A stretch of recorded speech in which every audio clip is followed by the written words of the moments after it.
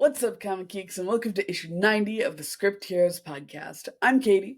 And I'm Joseph, and today we're talking about a whole lot of books, including the first issue of a new series, Immortal Batman, the new first issue of TMNT Shredder, new first issue from friends of the pod, Tim Daniel and DB Andrew, Red Vector, issue 1, and then we also have issue 2 of Beneath the Trees, Rite of Spring, Ultimate Spider-Man, issue 20, Void Rivals, issue 22, We're Taking Everyone Down With Us, issue 5, Minor Arcana, issue 10, and the second issue of surprise hit for us, Speed Racer, from Mad Kid. But yeah, a lot of books. That's there. Right. Katie A lot of books there. A lot of stuff to go through, so we are going to jump right into it. Be sure to subscribe to add us to your pull list, and we're going to get right into Batman. Immortal Legend Batman. This is an Elseworlds book coming at us from two writers. One is Kyle Higgins of Radiant Black, Power Rangers, and Nightwing. The other is Matt Groom of Infernal Girl Red, Mighty Morphin, and Ultraman.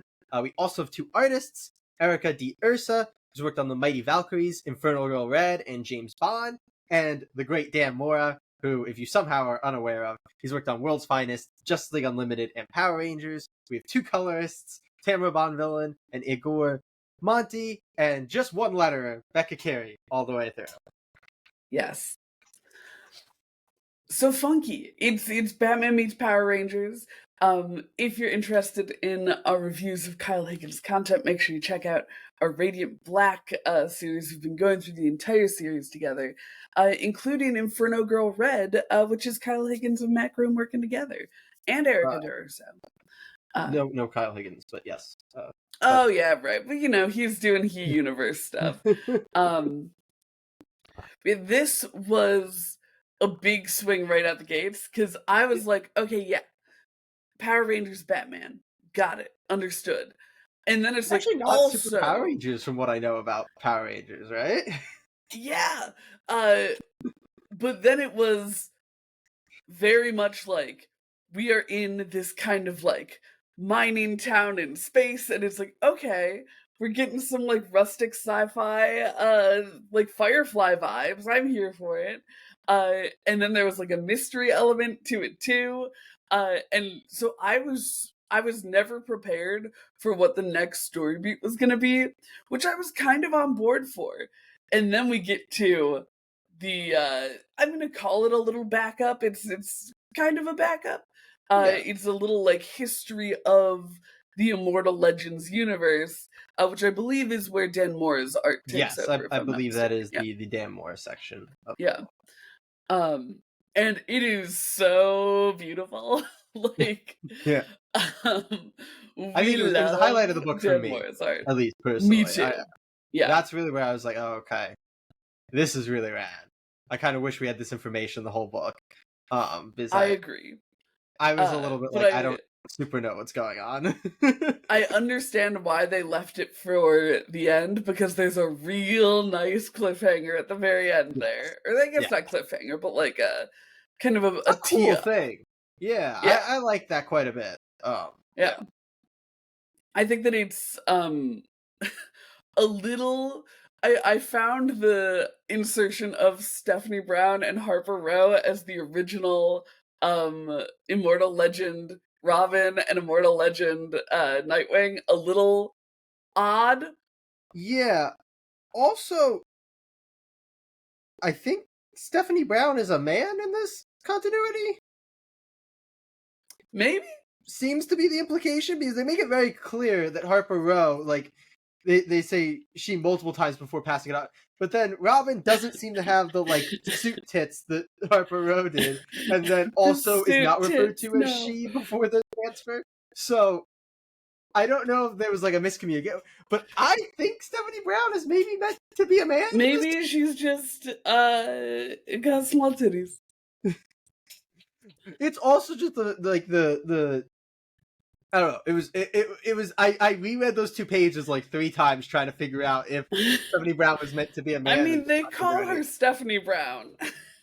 Yes, but they don't ever say her or she where they do with Harper Row, and they do not draw on the suit tits like they do for Harper Row.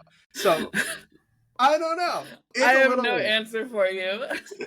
I have a feeling they're not going to be terribly relevant characters. No. Um, which is why I found it so odd to include them. Where it's like, yeah, we're gonna make sure that you know that these established characters are a part of this universe, but not anymore. I They've think they passed their just need mantle on. bodies, because obviously the original Immortal Legend of Batman is teed up to be very important. Right. And so I think they needed it to be that they were all legacy, and they were kind of like, well, people have to have been those two. We don't want to make it out to be a mystery so that people think it's going to be a Right. bigger deal than it is. Might as And well we throw the don't thing want to our like names in. already use our Dick Grayson. We're Yeah. like, no, he needs to be the current Nightwing. So we need Harper, I guess. Which like Yeah, I'm a Harper stan. I like Harper, which is I think really what got me because like she has not been mentioned lately. Like Harper, it was a deep pull. it was a recent deep pull, and Yeah. I'm here for it. I'm like, you know what, Harper's here. I'm confused, but I'm glad she's a part of it. I don't think she really is a part of it. I think that she No, name drop, and that's it. look, it's just nice that somebody else remembers Harper Row. Because I think she's neat. We love Bluebird in this Whatever house. happened to the Harper Row? We've derailed ourselves We have. immediately. Yeah, I think that it's so funky with Elseworlds because like there's so much to discover in them. Yeah. I think that there's a really strong aesthetic to this one. Like with the like immortal suits that are going on. And I'm also excited to see how they bring Nightwing and Robin, and I think it'll be interesting. It doesn't seem like they're specifically meant to be super relevant to maybe this first plot with whatever Bruce has going on, but it Yeah. seems like the type of thing where they're like opening the door for other books or like a longer series. Yeah, that seems to be the way that the Elseworlds go. It's like here's the initial story, but we can very much like expand this world. Yeah. Yeah. I think it's very rad. I loved the, if you want to call it the backup, if that's what we're going with for the history. I thought like, okay, this is rad. This sounds like a rad world. I don't know if they fully like got that in the earlier bit. Like you said, it has a very strong like vibe and tone and aesthetic to it. But yeah, I don't know. There was a lot where I was just like, I don't know why I'm supposed to like care about this. The whole Bruce Wayne fake out, I guess I'll call it, was didn't land for me. Yeah, either. exactly. But I think this world is very, very cool. But I'm almost more interested in where Robin and Nightwing are than where Batman is, and I kind of wish the Batman was actually just still with them, and we could do that story. As you know, I feel is often how I feel when I read Batman books in a world where Robin and Nightwing exist. Yeah. But in any case, I do think this is one that I absolutely want to continue with because I am very intrigued by what they've set up. Me too. Oh. So we will continue with it, which is very exciting. But first, we will continue with Ultimate Spider-Man. Ultimate Spider-Man number 20. This is coming to us from writer Jonathan Hickman of The Avengers, Fantastic Four, and X-Men. The artist on this issue is David Messina of Rom, Catwoman, and Han Solo and Chewbacca. The colorist is Matt Wilson, and the letter is Corey Petit. Jay, I'm having flashbacks. Yeah, we're back to another dinner party. We're back to another dinner. Out. Yeah, Whatever a little double date.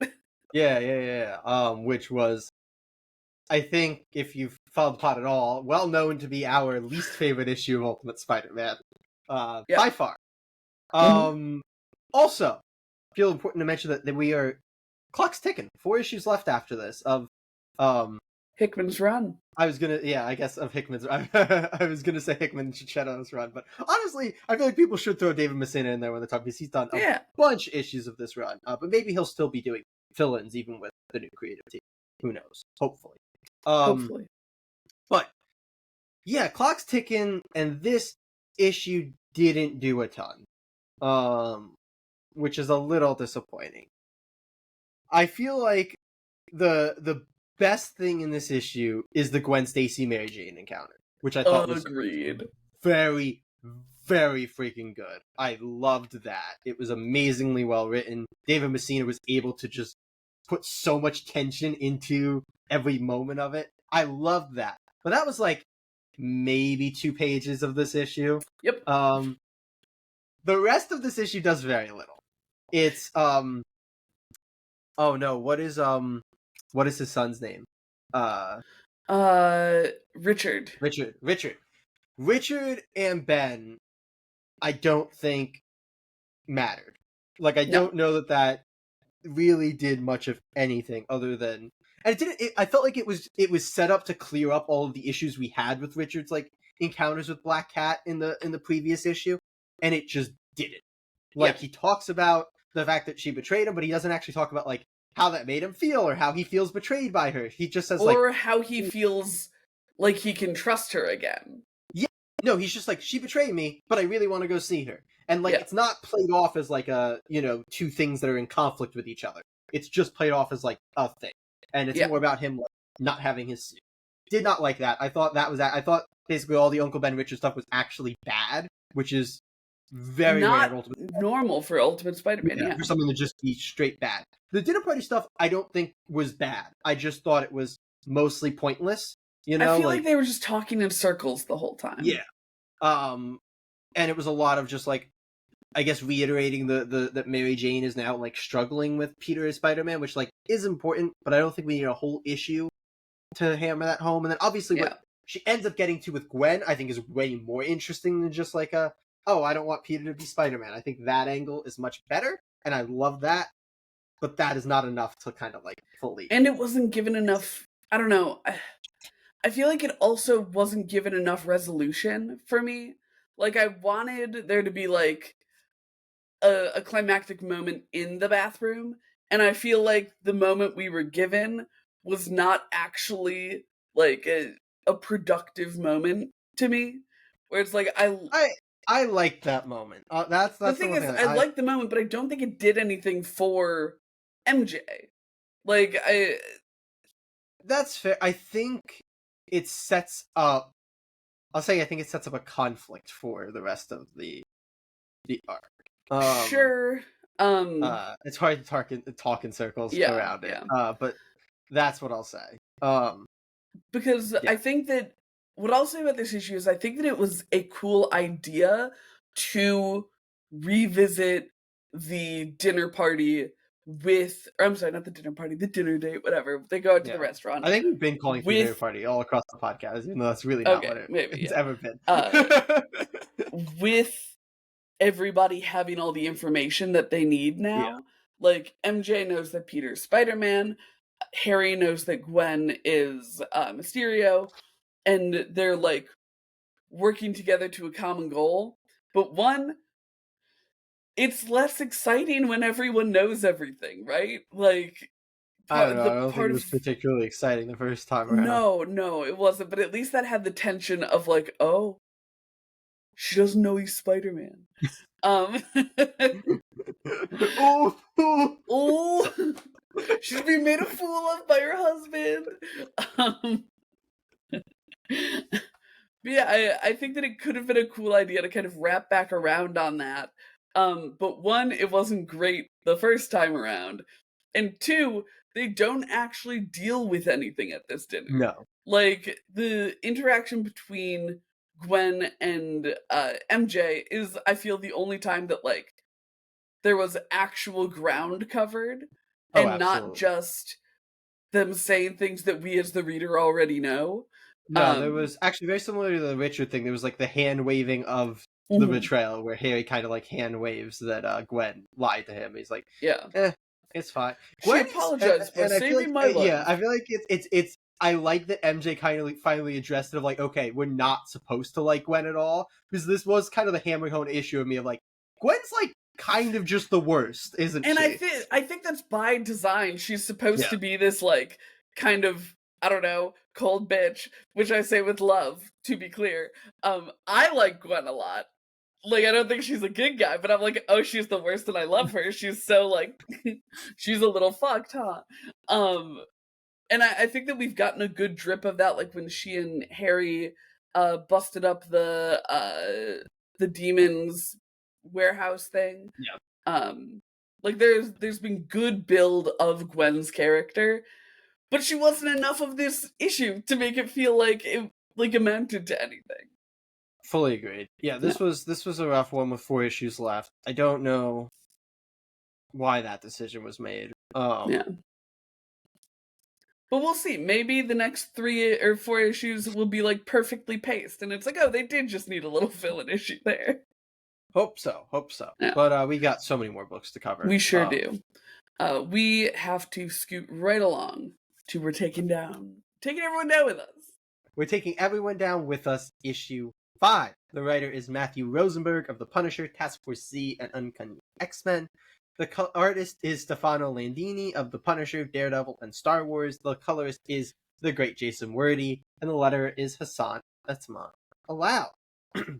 Katie, Yeah. we've been very, very gung-ho on this book. Slight delay before this issue. I believe it's a 2-month wait instead of a 1-month wait.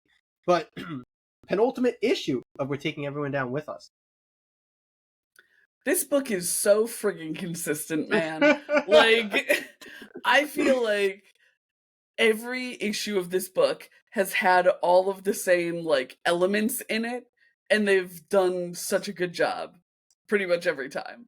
Like, the cool world going on, the characterization of not only Annalise and the Vitruvian stuck in a robot, but also of like all of the side characters. I feel like this has such like it's so consistent throughout. Such a cool page. Such a fucking cool page. Do we get to count each one of those chess squares as a different panel? The Because ones if that have so, things, still I not feel as many as Delgado on Ultimate Batman. Absolute Batman. Dragado. Dragado, yeah. I'm like, no, Delgado is a cover artist. Yeah, we got Yeah, 3 this pages is of this just. Like, such a good issue. I feel like it had there's been this like slow drip of information about what might be going on with Annalise, and we get like so many big keys in this issue. We get like answers to mysteries that were posed last issue or the issue before. I don't remember which one. But the characterization of her mom, her dynamic with her mom, and even more so for me, I loved her interaction with the butler guy, Wilhelm. yeah. The I real one. the real one, the real Willie. And then across the pond, not across the pond, but on the other side of things, one, the Vitruvian interacting with the secret agent while he's being tortured, so good. So good. Yeah. Also the way he interacted with his ex when being tortured, also so good. Um the secret I think his name is Rook. Agent Rook's characterization over his phone calls and stuff, the way that the Cotier acts over their little Zoom calls. Everyone in this book is just spot on. I feel every single issue. There's no character who I'm not enjoying on the page. And I feel like that's so rare for a book that throws a lot of characters at you. A lot of them are kind of small It's a big side world. characters, but they all are so strong and so fun that it's never a slog to read any of these characters, and I'm always excited to see them again. I fully agree. The characterization in this book is so strong. I thought the dynamic between Annalise and her mother was like the greatest thing in this issue. It was so well done. Up there with her interactions with her father, or her father robot. Yes. Father's consciousness programmed into a robot. Okay, we're not going to get into that. Which we got official confirmation of in this issue as well. Yes. It was just heavily implied through all of the other issues. Yes.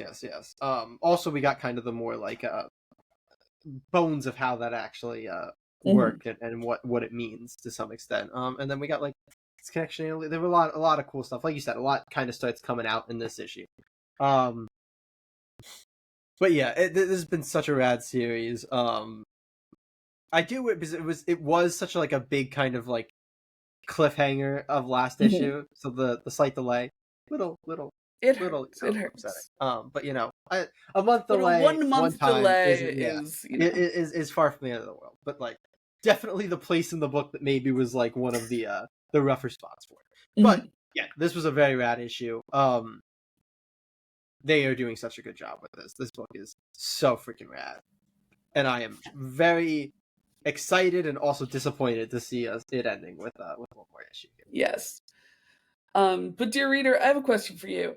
One, would you put your consciousness into a robot? And two, do you think that would make torture better or worse at the hands of your ex-wife or your tense relationship with a question extra military man? Hmm? how that is functional and why he has given himself the ability to feel things as a robot. You know, who can say? Maybe we'll find out in the final issue next month. Yes, but we have so much more. We sure do. It's time to go talk about other robots in Void Rivals. Void Rivals, number 22, is coming to us from writer Robert Kirkman of Invincible, The Walking Dead, and Oblivion Song, and artist Connor Hughes of White Ash and The Game. The colorist is Patricio Del Peche, and the letterer is Russ Wooten. Jay, things are heating up on our two little planets here.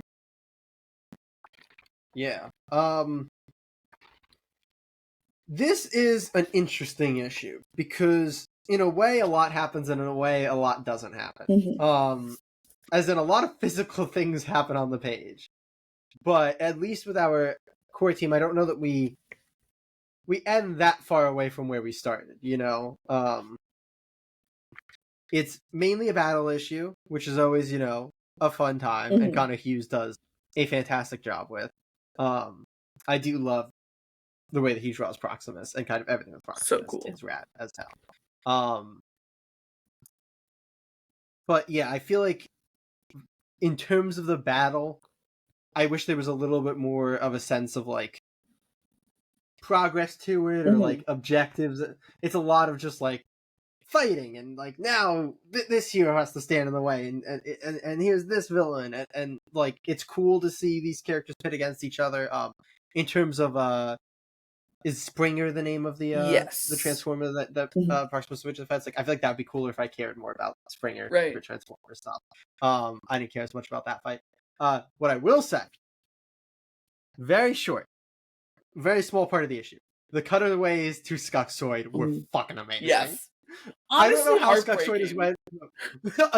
I agreed, and I really, really love the more and more lore that's coming out around that. But it is wild that Skuxoid cutaways have gone from like, no, I want to be back with our team. What are you doing? Stop! I don't care about this character. To like, oh no, I just want all of this. Give me more. This is so good.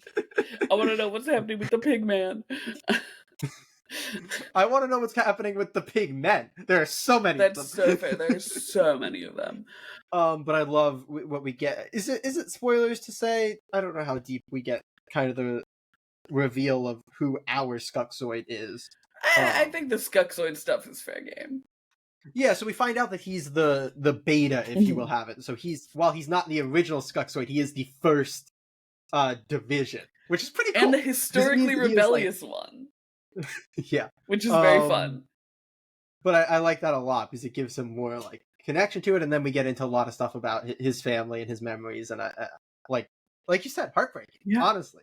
Where he's like, can you tell me what happened? Like, I need to understand. It's like, oh my god. Our poor boy. Heart-wrenching. So that was amazing. And the fight is good. Connor Hughes is killing it on the artwork. Oh, yeah. It's still like very good. Nothing in Void Rivals is bad, but I wish we were moving a little bit more in this because it feels like we've been now. I guess in this battle, we've only really been in it for 2 issues, but we had like the Derek Salila stuff before that was kind of like preamble, and we've been in that for like 4 or 5 issues now. Like you said, I feel like if there were some landmark moments in the battle, then that would help a little bit with that. But what I'll say is my favorite part of the issue, we get some big hints dropped by Salila. Like she encounters Proximus and there seems to be more going on there, which is that's right. Something that I am so excited to fully dive into. I'm like, yes, Salila's my favorite. Her and Derek, I love them both.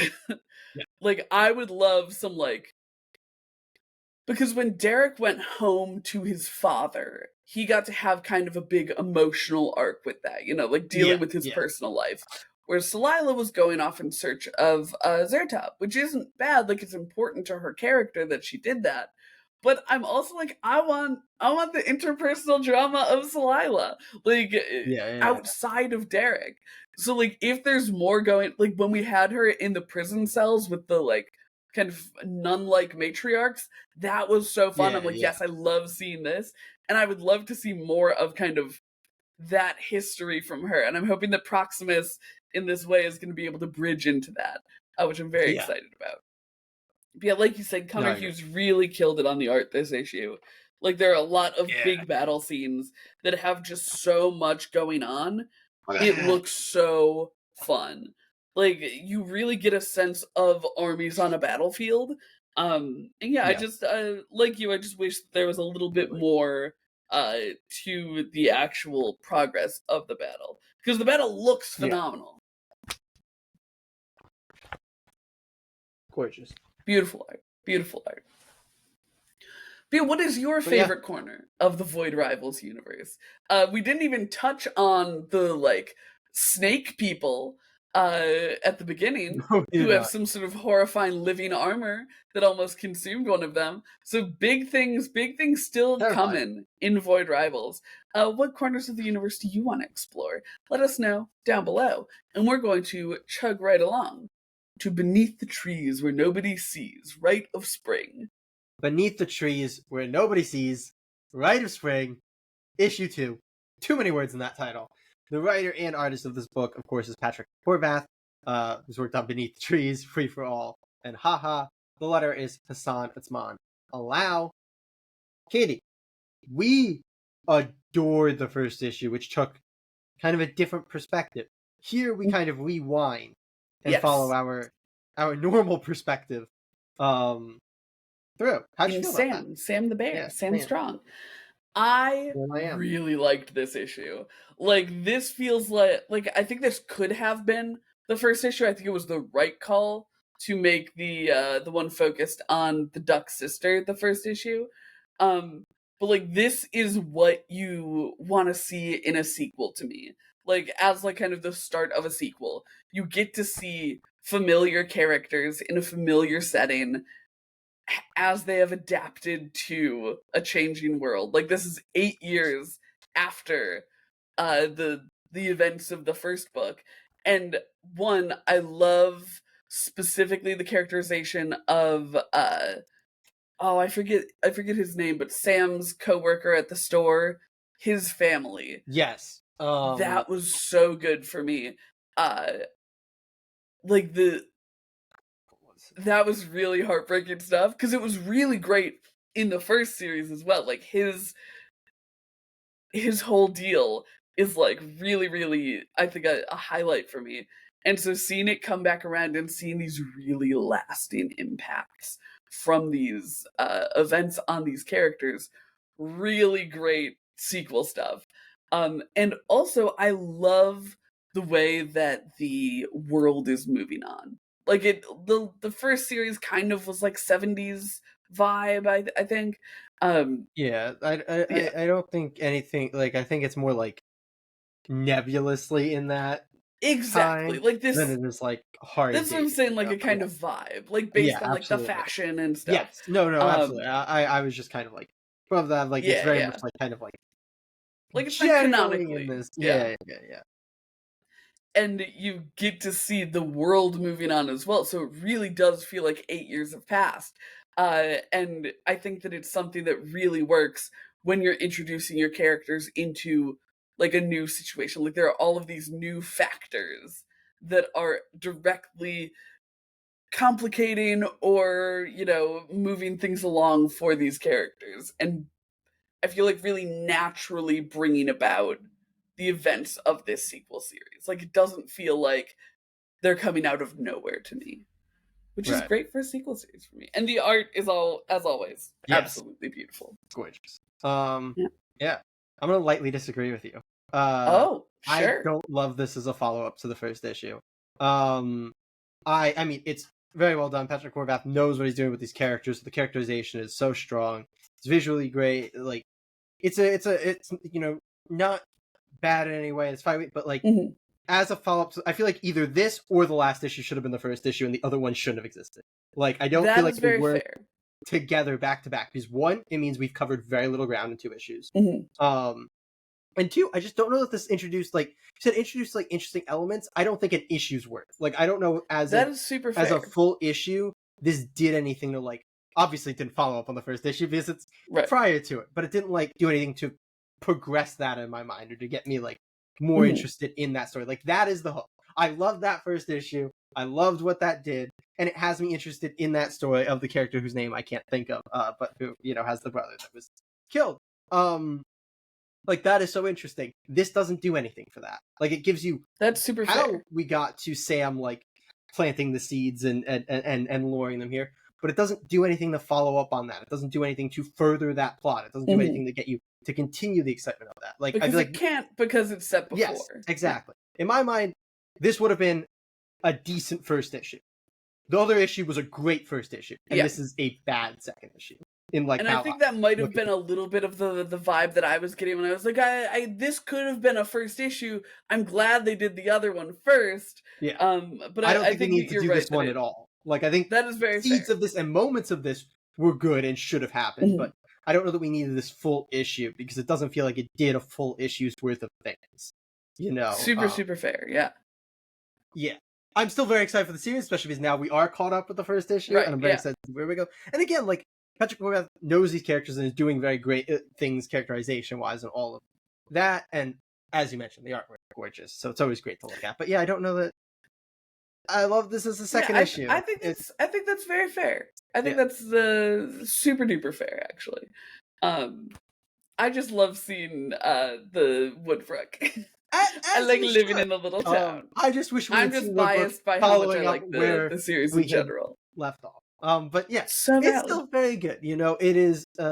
There's a high bar for Beneath the Trees. So when I am Yes. throwing criticism, it is because of that bar and because of the expectations that things like You've the done amazing it to yourself, issues set Mr. up. Horvath. Yeah, what are you doing? Be a little worse, and I won't expect good, great things from you.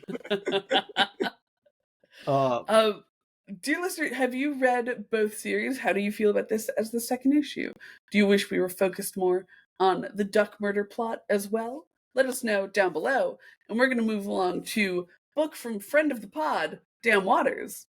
Shredder number 1. Shredder number 1. The writer here is Dan Waters of Nightwing, The Six Fingers, and Homesick Pilot. Be sure you check out our interview with Dan, which went up just a little bit earlier this month.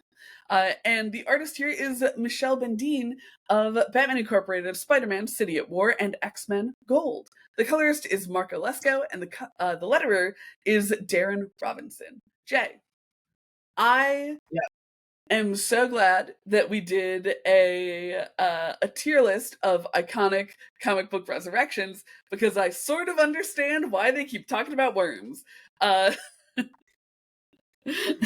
Funny enough, there were no worms involved in his resurrection in the IDW continuity. I understand the worms. Don't take this from me. No, but I do think that's why we're getting so much worm stuff talk thrown in here. Worm callbacks. Because we actually didn't. I don't think we had Shredder's resurrection in the IDW continuity on that list. Surprisingly, despite the fact that we did have Shredder's death in the IDW continuity in our deaths video. Yeah. All that stuff is stuff you can watch on the channel if you want more context behind what we're talking about. But yeah, Shredder's back from his excursion in Dimension Z, if you want to call it that. We haven't seen him in a good few years now. So wild to have him back, full like old man Shredder-esque here, which is, a great vibe. I think Michelle Bendine was like the perfect artist choice. Like I think these 2 pages are such a good vibe of like the ability to do like this more haggled old man Shredder, and then like boom, show you a prime like epic Shredder, like classic Shredder. The ability to do both of that, I feel like is adds so much to this book. And I am I think this is the first time I've ever read Michelle Bendine's artwork, but I am immediately in love with it. It's amazing. The action sequences in this book are awesome. So cool. So much good ninja fighting. Yeah, this book is such a strong aesthetic and such a good vibe for a Shredder book, and like especially this like kind of broken old man Shredder, which also it's something that we talked to Dan Waters about, and he kind of keyed us up for it. While this book is seemingly existent to bring Shredder back to being a more like classic, what you expect Shredder to be, it's definitely not forgetting what has come before, and there is a lot of like hints at that and all of this stuff, and he's not coming in as like evil Shredder just hell-bent on ruling New York City. Like there's a lot more depth to that. We get it's probably a spoiler to say actually what it's setting up as like the main plot for the arc, but I like that. Probably is a spoiler. Yeah, I like that a lot. I think that that's a really good angle to take with a villain book, if you want to put it that way. I was racking my head and I was gonna Google it, but then I forgot. I don't think we've ever seen this former, I guess protege is not the right word. It's just Foot Clan member that he did not give a shit about. But who now obviously gives a great deal of a shit about him. I don't believe we've ever seen them before, but I really believe like her name is Rhea. That sounds right. So like I don't think we've ever seen Rhea before. I think that's kind of the point. The Mourner. Yeah. Which is also such a cool name. It is. It's pretty great. But I thought that it was going to be more like him going after like a full sect of the Foot. I like it being this more like perverted Foot with somebody who has like this vendetta against him and is very mad at him. I like that a lot as the angle. And I think Dan Waters does some very good things like in writing this like broken Shredder to be a very like intriguing character, because we know that Shredder was God of Dimension Z, but he certainly wasn't this. He was like actually maybe the most healthy he had ever been. So like it opens a lot of questions as to like how did he get from like enlightened Shredder to broken old man Shredder? Like that is a very cool kind of door to open up. So yeah, I quite like this as a first issue of a Shredder series, which is I think I'm right. Yeah, I have very little experience with Shredder, as he dies pretty quickly in the Mirage, literally the first issue. Yeah. And then so comes back when we were reading Mirage Turtles, and then dies again. Look, he's been through a lot. I want to focus so much on Rhea. I think she's so cool. Like the idea of this like no-name Foot Clan soldier deciding like, oh, Shredder is gone. I'm going to like take all of my teachings and make something new. And like it's so cool how like reverent she is, while also she's like reverent but disrespectful, which I feel like is a really fun combo when you're dealing with especially a character who's gone on a journey like Shredder, where it's like, oh, is he gonna be like just baselessly evil, or is he going to be happy in Dimension X with his wife? Dimension Z, and no, his wife is dead. And I don't think ever officially wife, just more of like love. Okay. Interest. His side eternal piece. Lover, whatever you want to call her. Look, Shredder, put a ring on it. Goddess girlfriend. Goddess girlfriend, there we go. I really liked Rhea. I feel like she's really fascinating. The fact that she can go like mano a mano with Shredder is so cool. It creates a good precedent for the series, I think. Because with a character like as iconic as Shredder, where it's like, oh yeah, he goes toe to toe with the Turtles, like, and the Turtles are like, you know, our heroes. It's nice to have him not just like stomping on every villain around him. Again, I don't have a ton of experience with him. I don't know if that's something that he typically does. No, he usually destroys everyone always very easily. That's kind of the makes Shredder sense. thing. Like that's the vibe that I get. So I really like that he is being challenged in this way, and that this is like going to be a formidable book for him. Like this is not a book where he's gonna like win until he loses. Like he's already lost, and that's such a great place to put. I think, especially like you were saying before, for a villain book, having them start with an L, I feel like is really big, because it's like, you and don't expect like again, he's set up to be this like even just aesthetically from Michelle Bendine's artwork, like it's this like very broken old looking Shredder. Like he doesn't, you know, it doesn't feel like, oh, this is the Shredder who takes on all four turtles and wins. Like this is much more, or like who will literally just like punch Krang. Like this is like, you know, a Shredder who feels kind of like he's like fighting upwards, like he's kind of like clinging to what he used to be almost, like But he still again, takes I'm out very an interested how we get entire there. fortress full of ninjas. Well, yeah, unnamed foot goons, everybody's gonna take that out. Everybody's got to take that out. That I just think it's important to say that he's not some, uh, no, but it's dog whatever. out to pasture. I'm saying old man in the way of like old man Logan, Yeah. Last Ronin, like just that very like old man hero vibe where it's like, Mhm. yeah, you're still like a badass, but everything's kind of like taking its toll on you, Yeah. and you seem like you're not in We your even prime. see him in the shower at one point, and he's just covered in scars. Yeah, It's so fun. which is another good classic like weathered hero villain, Yeah. look. So yeah. Again, yeah, I love the aesthetic of this one. I was not expecting to dig the artwork this much. It is freaking awesome. Really, Yeah. really good. But we have more books to talk about. It is time to scoot on over to Minor Arcana. Minor Arcana issue 10.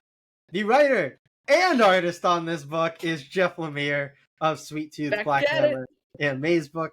The colorist is Patricio Del Pecci, and the letter is Steve Wands. We were wrong about the art. This is why we need to look things up. But it turns out that it was just a fill-in artist, and Jeff Lemire is back, or maybe he was just back for this issue and it's not a fill-in artist. I was going to say, I feel like he was probably just back for this issue since this is kind of a standalone That's issue. fair. I don't know. It's something, but we get Jeff Lemire back, and that's a big boon for me. How'd you feel, Katie? I mean, I was not as pressed about the artist change as you, but I want you to know, as soon as I turned the page to this page, I was like, oh shit, and flipped back and like, yes, he's back! This is how you know Katie doesn't read credit pages and doesn't care about creators.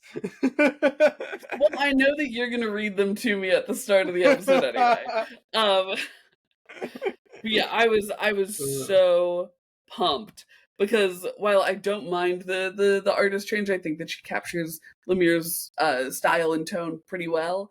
It is just something special having him on this book. Like Jay is holding up this beautiful like 2-page splash of our grandpa figure, who I've also been clamoring for content about. I love Grandpa. He gets a full issue and superpowers. I mean, yeah, accurate. Yeah, a lot of this issue, as in all of it except for the very last page, are Grandpa in jail and like how he's kind of growing and changing as a person, because we've gotten flashbacks to him before that I've really, really liked. Yeah. And this is like that on God mode, and it's not supposed to be.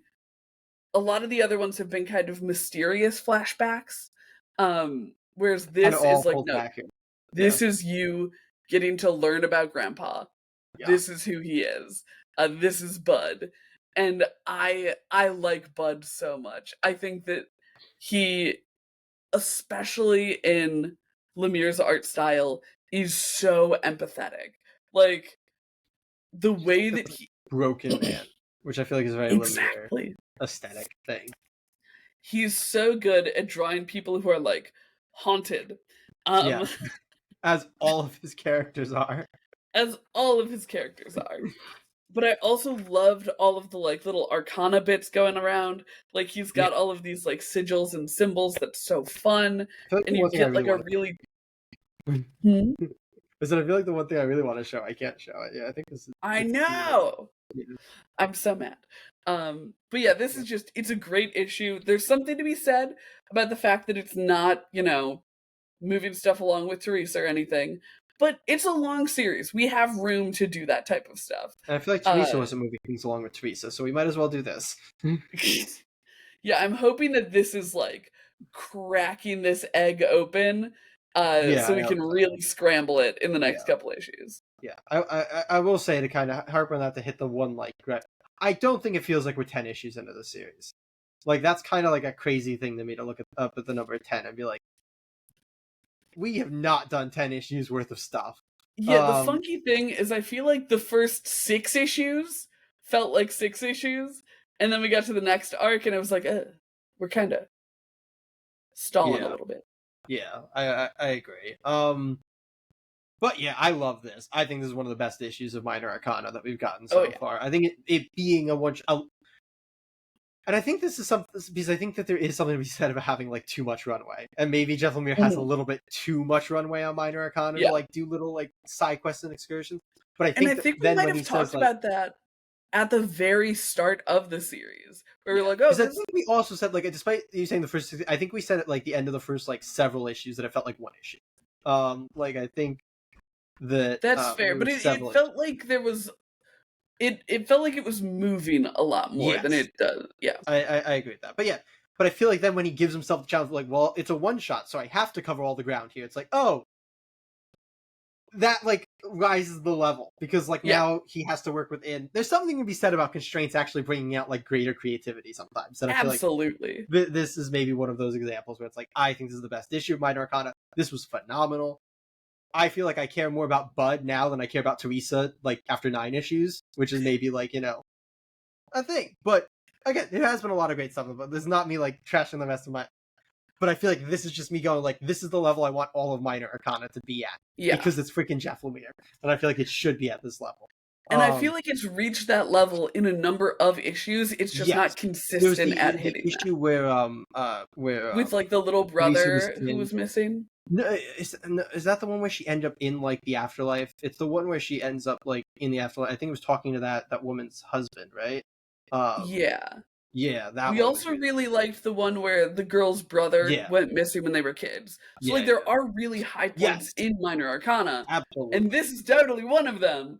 Yeah, and I feel like it has been more of these like when they're trying to do like a thing in an issue instead of like the overarching plot. I feel like just hasn't really gotten into gear at any Yeah. point.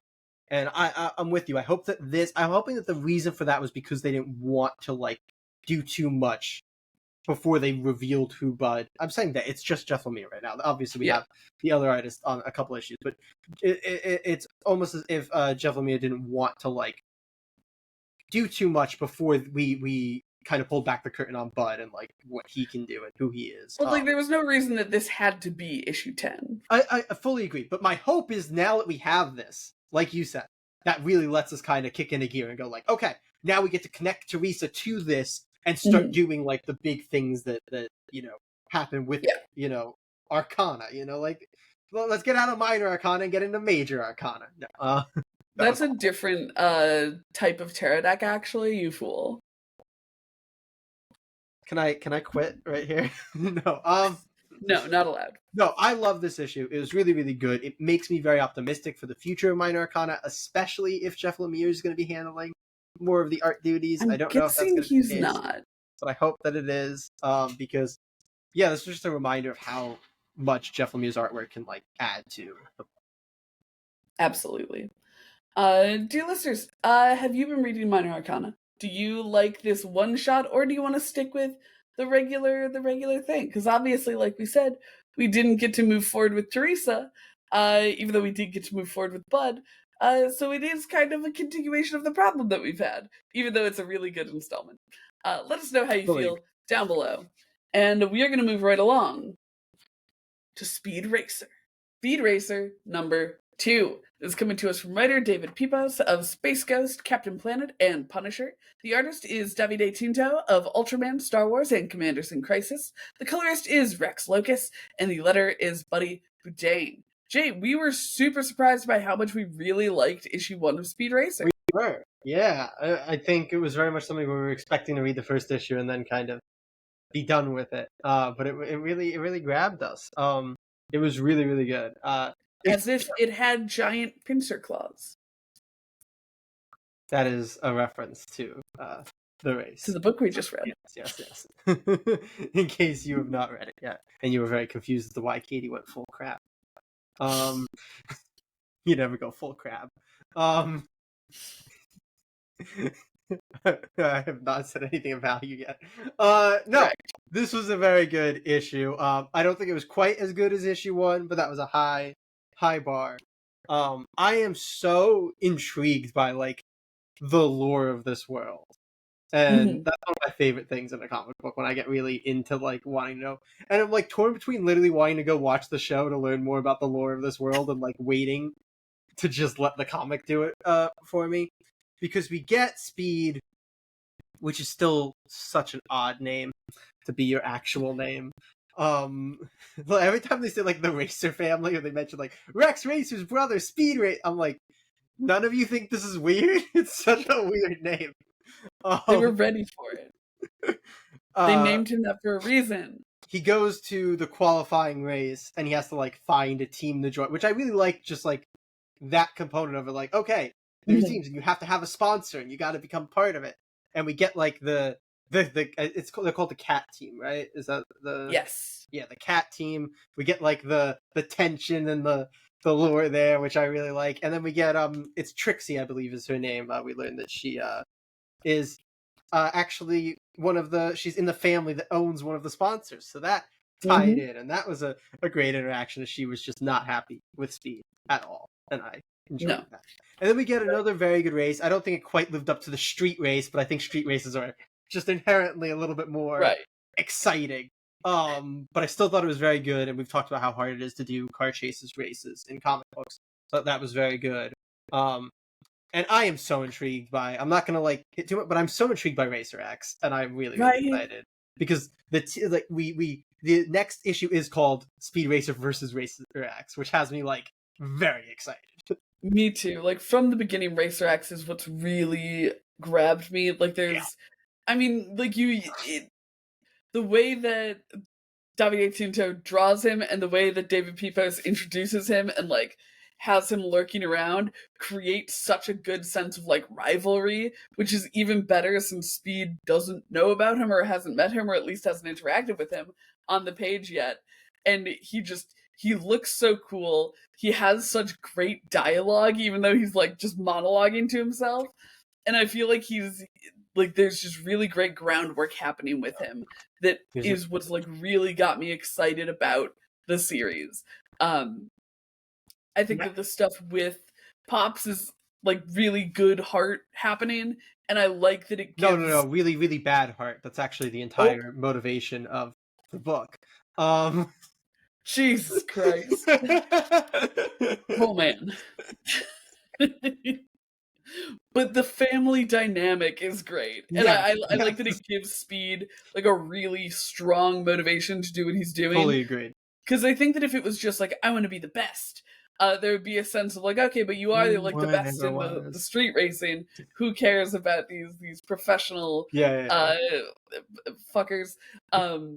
And so I Oh, really like fuckers. the idea that he's like fighting for something. Yes. Because it also really helps because you have this rival introduced in the form of the Cobra, who's sponsored by Snake the Cat Oiler. Team.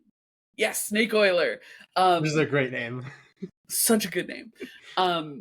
And so you have that sense of like, oh, he's doing this as like an ego thing because he wants to be the best because he's like full of himself.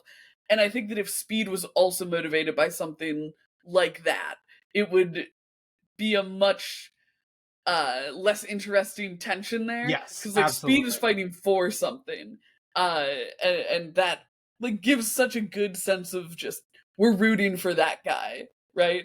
I fully agree with you. Yeah.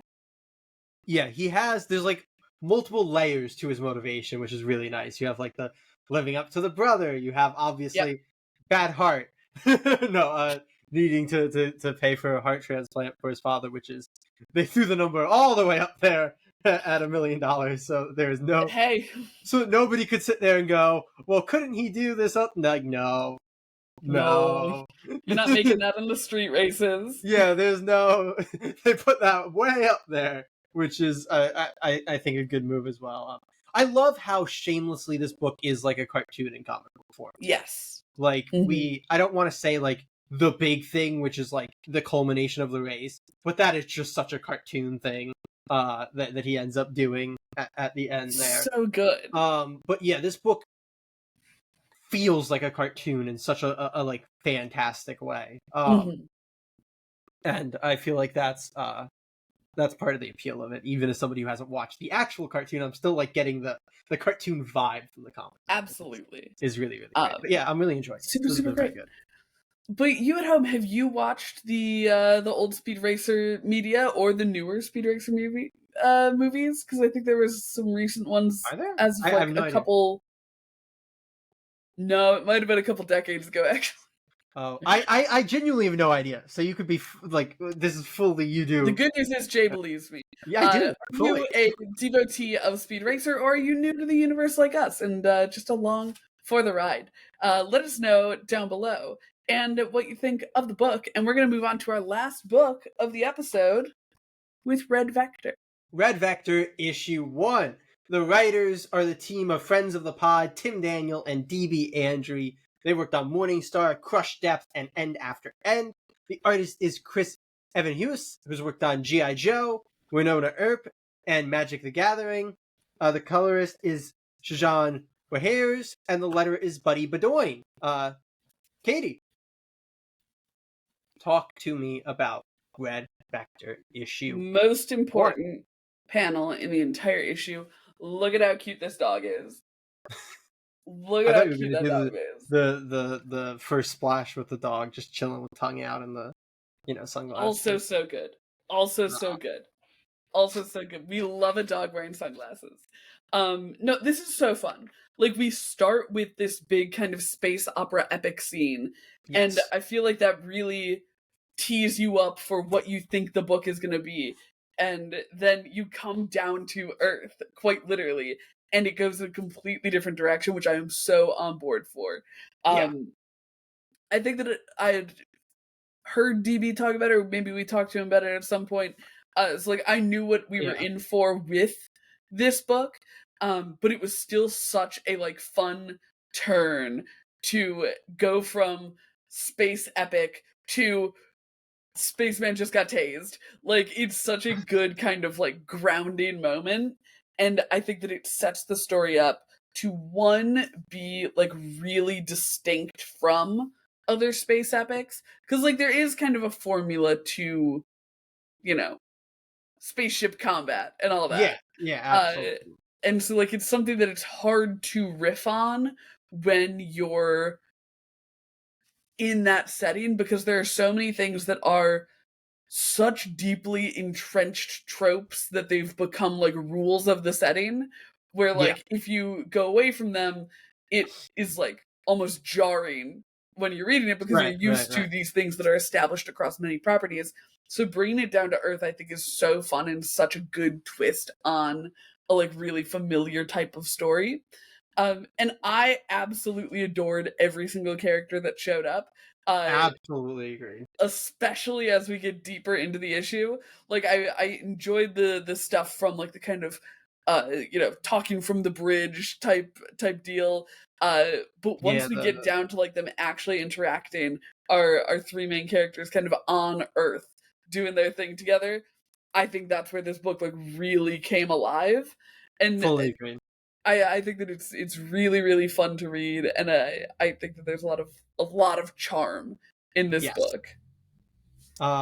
Yeah, I fully agree. Interestingly, a very similar setup before the like Transformers tie-ins to the original Void Rivals like I was setup. thinking the exact same thing when they collided and crashed. I was like, Yeah. And then like at the but like that final panel mhm. is actually very similar to the final panel of the first issue of Void Rivals. And I was like, oh, maybe this is the book that we wanted Void Rivals to be Yes, before it ended up being intertwined with like a big which would be shared universe. phenomenal. So I thought that was really really rad, because I like that the Void Rival, like space Yeah. rivals having to work together, which I don't think is too spoiler, because that's kind of No. the plot of the Yeah. of the book. Also, I feel the need to shout out that as like a lightsaber alternative, a fire axe is a freaking sick idea. I love that. Hell yeah. It is gorgeous. I feel like Chris Evan-Hughes does such a good job with the space opera aesthetic, Yeah. and with kind of like those hero-y shots. They look really really rad. The like kind of Vadery dude's name is Varsine, right? I think something like that. Maybe so. I'll let you talk. Yeah. His design's rad. Both like when he's in his normal element, and then even when we get like his more like, again, it's the same outfit, when we get him in a more like down to earth setting, I think it's a very like cool juxtaposition when you have him next to I think it's Cora, right? Yeah. Yeah, who's like wearing just straight up normal human being clothes.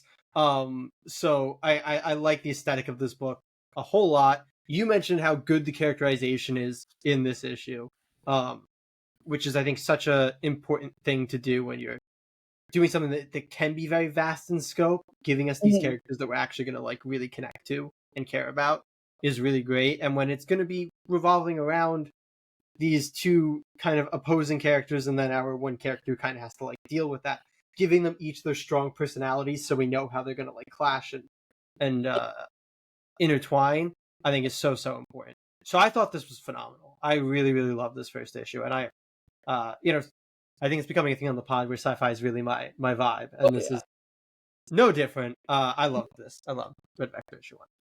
Super, super fun. Dear listeners, did you pick up Red Vector, number one? Are you a big Star Wars person? Because as we know, Jay likes Star Wars. I think I've seen all of the original three. Who knows?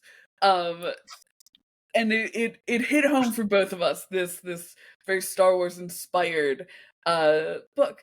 So how do you feel about something that really kind of pulls from that aesthetic in this new fun and funky form?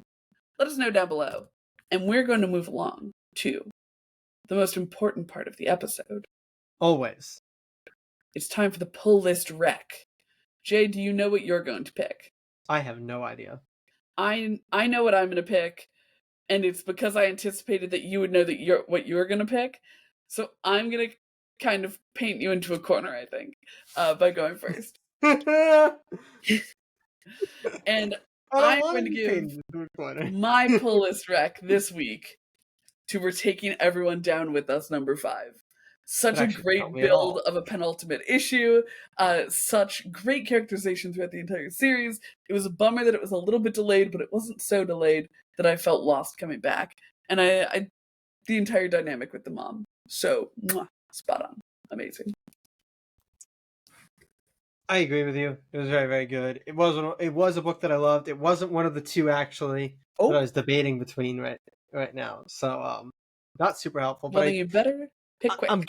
gonna I've made my decision now. I'm going to give my pull list recommendation to Shredder issue 1. It was Both rad. covers. It was beautiful. Both covers that I got. It was really cool. I really like the way that Dan Waters is writing Shredder so far. Like I said in the review, Michelle Bendine is like unexpected hit artist for me that I just utterly adored the look of this book. I think if you're a Turtles fan, Shredder 1's a must read, and I definitely pick it up. But there were a lot of really great things this week. As Katie said, we're taking everyone down with us. Issue 5, you got to pick up as well. That's her recommendation. But if anything else sounded interesting via our reviews, you should check those out as well. But Katie, Yes. speaking of things people should check out, what can they check out right now up on our channel? Right now, up on our channel, we have our Strange Saturday Super Show, which is now called Comics Weirdest, as we fully divorced from Saturdays with the series. We read Colonel Weird from Jeff Lemire in the Black Hammer universe, and it's on the tin. It's very weird. Perhaps not the best place for me and Jay to make our very first entry into the Black Hammer universe, It was but very entertaining, though. absolutely an absolute mindfuck regardless of Yes, how yes. familiar you are with that stuff. But Absolutely. Jay, what is still to come on the channel? Well, it is once again that time of the month, though I guess technically it'll be next month by the time this goes up. But it'll be time of the month for our tier list video, which you all seem to always love. So we're excited to hit you with another one. Katie, what are we doing this time? Yes, we are going to be ranking the books put out by the Image founders. So these Image boys, they've got big ideas and they decided to take a big bet on themselves, and we'll see if we think and that still, for pays the most off. part, the best-selling indie comics of all time. So we'll be seeing if they're worth the hype. We did review Savage Dragon, I think, over a year ago now, but that's the Yes, I only believe one of for them the Strange Saturday. that we've read on the pod, and I think Besides that, the only experience either of us have is that I've read the beginning of Spawn as well. I don't know that you've read any of the other Founder books. I I don't think I have have besides Spawn. not. Yeah, No. so I have read 2 of them so far, and that's it. Katie's read 1 of them so far, and that's it. The rest are all going to be our first exposures to these Yes. characters and worlds. So that should be fresh very interesting. eyes. Yes, reading them 30 years removed from when they came out, and As yeah, the founders intended. as the founders intended. But Katie, next week is a whole new week, a whole new fresh slate for all new books for us to review. What are those books going to be? Absolutely. Most of them are books we have reviewed before. We have Batgirl number 11. We have Cruel Universe number 2. We have Sisterhood, A Hyde Street Story number 3. TMNT number 11. And then a couple of newbies in here. We've got White House Robot Romance from Chip Zdarsky number 1. And that'll be our first distillery book that we read on the It will be. Very exciting. Yeah. There we go. And we're trying again, because if you may remember, we started reading the Batman ongoing when Hush 2 started. We had 2 issues, I believe. And then said, we're fine. But we are jumping back in with Batman number 1 to see where this new direction for the Dark Knight goes. Yeah, with one of Katie's favorite writers taking over. I feel like that's a bold thing to say when I've read, like, one of his books. Yeah, but you have an unhealthy obsession with that book that almost led us to us reading Ultimate Hawkeye for no reason. It's a slow. But I believe that's everything. So subscribe to the channel so that you can check out all of that stuff when it comes up. And as always, we hope that we'll see you next week. Comic Geeks.